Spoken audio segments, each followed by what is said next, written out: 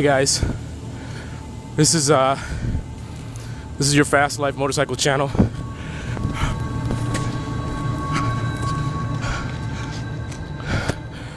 I'm doing a bike review. I'm here on the East Coast for the 2016 Labor Day Parade, and I did a video about which bike should I bring, and I said Honda Grom, CBR 500R, or the Ninja H2. Now, I've chosen the bike. In fact, as you can see, I'm geared up, so you know what that means. I'm riding the bike right now. Apparently, some people are not happy about my choice.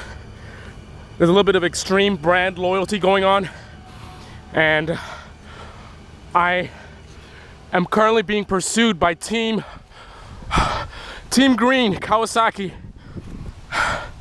So I think by saying that, you guys already know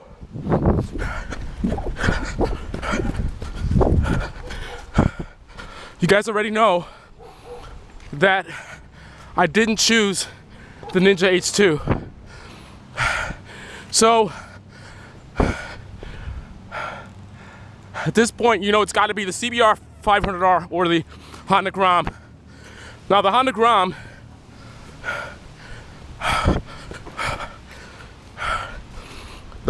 is an awesome little bike, but very nimble, very user-friendly bike. But I needed a little bit more power, and I'm glad I did, considering that Team Kawasaki is not very happy with me right now. So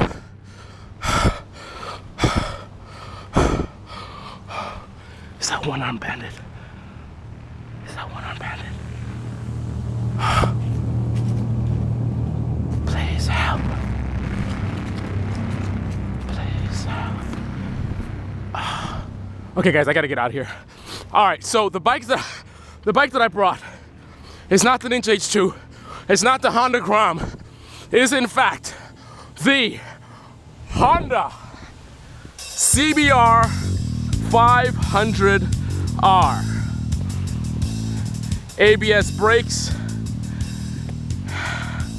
a nice white paint scheme, stock exhaust. Looks pretty good. I know everybody wants to change the exhaust, but looks cool. I like it. You can see the tail section here, nice and sexy, nice and sharp. They've got that little carbon fiber look going underneath here, as well as under here, and a little here as well. But you guys get a close up. Nice. And rubber lines. This bike is more of a entry-level type of bike, but even a lot of the super sports have rubber lines as well. Just the Daytona 675R sticking out in that arena. You can see the oil filter down there, and nice new tires, nice aggressive front end. I like the front end, a little sharp, aggressive, looks mean. You saw you got these angles coming out here, and then look up there. That's nice. I like that. Give you guys a lower look, and then a look from eye level. You got your mirrors here that'll flip out like that, or like this when you're covering it. And they're pretty solid. Not too much vibration. No complaints there. Good visibility. Here's your dash. Booting it up there. I don't even know how many miles I've done. I think about 150 or something. I don't know. There's your ABS. Fuel gauge. There's your RPM. And digital speedometer as well. And also there's your horn. It's got hazard lights. That's nice. Low beam, high beam. Actually, that's not low beam and high beam. Oh man, Team Kawasaki's got me shook right now. That's your kill switch. That's your kill switch, guys. There's your brake fluid in there. adjustable front brake right there. There's your clutch lever. And there's your low beam and your high beam. And under here you have, of course, your signals and your horn. One thing that I did run into is that a lot of times I hit the horn by accident. So maybe not the best location for this, but I've only done 150 miles, so we'll see what happens going forward. But that is something. It's a pretty big horn, so it's easy to hit. And then you got your signals right here. So generally when you're trying to cancel your signals, you might hit this by accident. And I've got my Revit Gore-Tex gloves. These are really awesome. The weather over here on the East Coast is pretty bad, so I brought the Roadstar GTX gloves with Gore-Tex, waterproof, and these are serious gloves. A lot of times the weather, gloves for inclement weather are not the best gloves. Okay, they're not the best gloves, but these are really top quality gloves. Lots of protection, double stitching, extra protection on the back. We've got extra protection right here. Really awesome gloves. They've got padding on the knuckles. Awesome. I'm also using my ram mounts here, which I found a nice convenient place. I can use a small clamp right here on this fork here. I made sure I'm not hitting anything that's gonna damage or anything. And it's nice and secure. This is going nowhere. I can go high speeds. I'm not worried about it. And I'll show you an additional feature. So that's a ram mount made in the USA. I love to support American companies. So as you can see, you've got this mounting apparatus here where you squeeze this in, and that's going to release your device, which is my Samsung tablet. So you see it's got these rubber sort of triangular or cone shaped pieces there that holds it in place. But for an extra added security, I had them send me out this rubber deal here that's actually is making sure that no matter what, this tablet is not going to fall out. Because in theory, lower speeds, if things are not too crazy, this rubber and the pressure from the spring in the back is enough to keep the tablet in there. But technically, without the rubber, it could, if you shake it hard enough, it could potentially pop right out. So I don't want to take any chances, so I got the rubber. So, because this is a pretty big device. Holding a phone is one thing. Holding a big, heavy tablet is another thing. So I want to be extra safe. So they do have this that you guys can get online, which there's no way this tablet's going to come out. It's impossible. Now, this piece was knocking on my buttons right here. So what I did is I just didn't put the rubber on this corner. And that's fine because it's not going to come out. You've got one corner here, one corner there, right? For it to slip out here, that's impossible, right? If it wants to slip out in this corner because there's nothing here, this is holding it back and that's holding it back. It's like you'd have to stretch and release from these two sides, or you have to stretch them out. Like that's not gonna happen. So it's pretty good. Yeah, so that was the only thing, but that's pretty cool.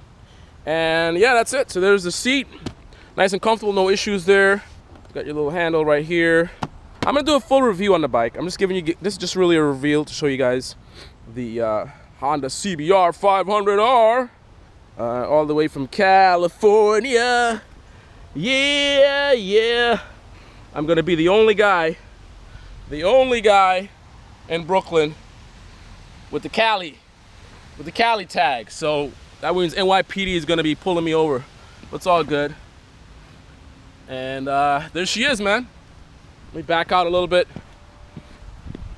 The 2016 Honda CBR 500R. So the basic idea with this bike is a lightweight, user-friendly bike that has a good amount of torque down low. Not quite V-twin torque, but decent amount of torque, especially compared to like an inline four design. It's very quiet, very smooth, and I think so far a really awesome bike for a beginner or an advanced rider, maybe as a track bike, possibly. We'll see. I haven't really gotten aggressive with it, but we'll see. Maybe a track bike or even a commuter bike for advanced, intermediate, I mean all levels. For all levels, great bike for commuting. You know, something that's user-friendly, super fuel efficient, and it looks great. It looks like maybe a 600 bike or something. I think some people will mistake it for that, which is nice. So it doesn't look like a beginner bike. It looks like an awesome, I mean, it looks pretty cool. There's your rear suspension, by the way. Rear suspension. All right. Got some Dunlop tires on there in the back. You've got the 160/60 ZR17.